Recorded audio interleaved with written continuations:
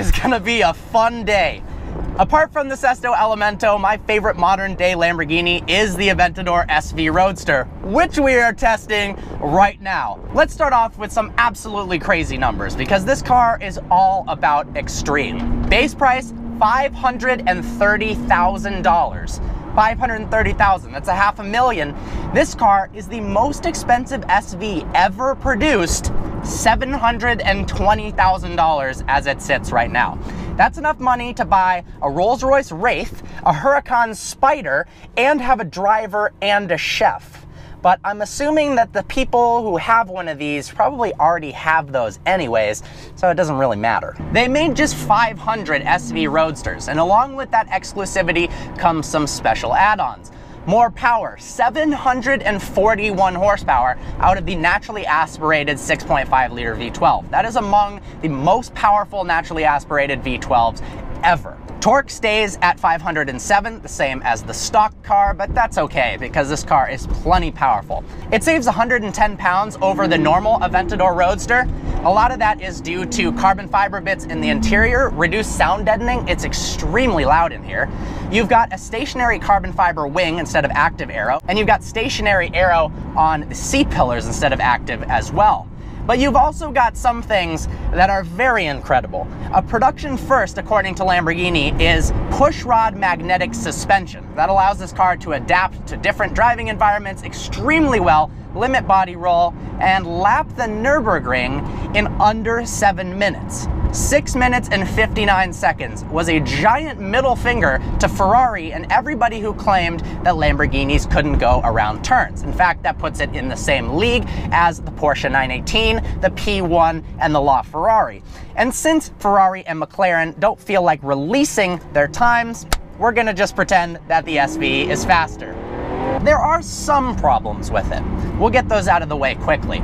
The car weighs 4,000 pounds, even after that 110-pound weight savings. That is crazy, considering a 675 LT Spider weighs 3,000 pounds. A 1,000-pound difference is a lot, and even though this car makes a lot more horsepower, 740 instead of 666, it does not make up for that 1,000-pound difference. Another thing, it has the single-clutch ISR gearbox from the normal Aventador. At the time when the Aventador was released, they did it for weight savings and the fact that the ISR gearbox was able to shift just as fast as double-clutch transmissions. But with the new generation transmission in the Lamborghini Huracan and all of its competitors, it just simply isn't up to par. It's extremely clunky around town. When you shift at half throttle, it sways you back and forth, similar to the SMG transmissions in something like an E60 M5.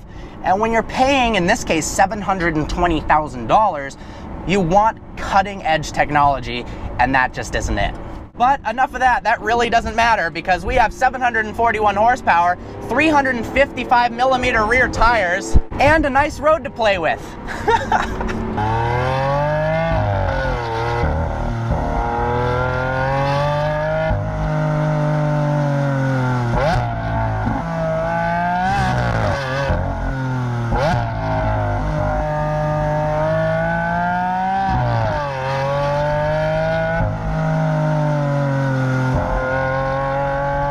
The thing that makes this so astonishing is the level of grip that it has. With that magnetic ride suspension and the ridiculously wide rear tires. I mean, the only tires wider than that are something like a Bugatti Veyron, and that produces quite a bit more horsepower. But this thing can hit turns at way higher speeds than the Veyron. It feels very planted. In fact, the aerodynamic changes in this car give it 170% more downforce than the normal Aventador. That is a big improvement. One of my favorite parts about the car is the tachometer. It's styled after the tachometer that was in the Lamborghini Veneno. Remember when that came out, it was just absolutely out of this world. Nobody had seen anything like it. It's horizontally opposed and it's yellow. I mean, who has a yellow, all yellow tachometer? Yes, Porsche has some yellow small dials, but this is at a new level, a huge screen that's all yellow. It looks fantastic. And man, does it just absolutely look like a video game.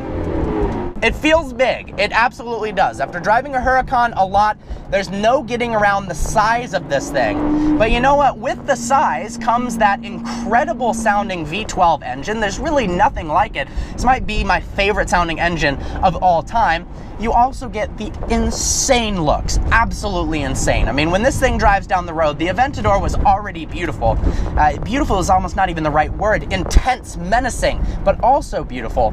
But the SV took it up a notch. I mean, you've got the redesigned front fascia that looks absolutely ridiculous. You've got the beautiful new wheels. The rear diffuser's insane. The aero and the exhaust, you get the quad exhaust exposed instead of them being hidden underneath this one giant hexagon.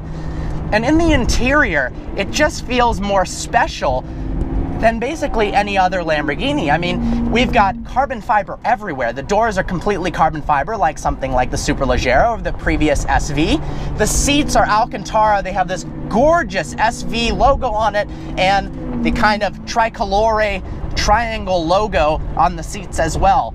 We've got no floor mats, although this has a one-off floor mat to match the exterior of the car. Now, with all this ad personam stuff, you can get almost whatever you want, including a cup holder that costed $800 behind me.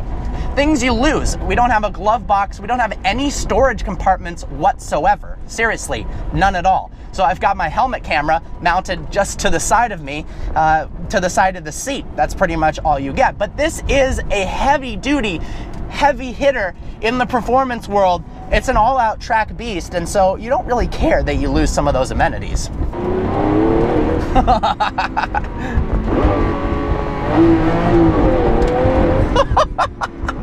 This car is fast. Listen to that engine, oh my God. This road's a little tighter than the Aventador likes, but that's all right, because this is a blessing just to be able to touch this thing, let alone be in it, driving it. It sounded kind of sexual. The one thing about the transmission is, because it's so jerky when it snaps between shifts, if you're shifting in a scenario where you're not perfectly straight, it does feel like it almost throws the weight balance of the car off a little bit. So it's a little bit more nerve-wracking changing gears in this than your normal double clutch cars. You've got carbon ceramic brakes that stop incredibly well. Oh, this is awesome. Things I love about it: the sound, the looks, everything, the interior, the tachometer. It is absolutely incredible. I wish I could take the top down, but it's a little bit cold. These are 15 pounds each of carbon fiber. I like that they did the hard top removable carbon fiber instead of going to the soft top, which looks uglier and adds unnecessary weight. I hope you enjoyed this review as much as I enjoyed driving it. This is, oh my God, one of the coolest cars I've ever driven in my entire life, if not the coolest car ever. Make sure to follow GC Seed on Instagram. This is his car. Thank you so much, man, for letting me drive this. Please browse our channel and subscribe. I look forward to seeing you next video.